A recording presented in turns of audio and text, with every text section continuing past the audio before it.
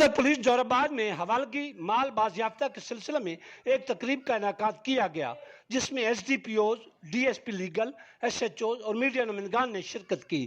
دوران تقریب district police officer Khushab Tauqeer Muhammad Naeem نے مختلف مقدمات میں برآمد شدہ مال جس میں گاڑیاں، موٹر سائیکل، بیٹریاں، سولر پلیٹیں، موبائل فونز اور دیگر متفرق سامان کل مالیت تھی 1,86,00,000 روپیہ مالکان کے حوالے کیا۔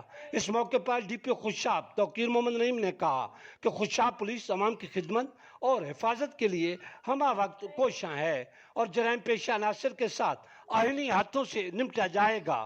درسنا شہریوں نے ڈسٹرکٹ پولیس خوشاب کی کارکردگی کو سراہتے ہوئے district police officer Khushab Tauqeer Muhammad نعیم کا شکریہ ادا کیا ہے۔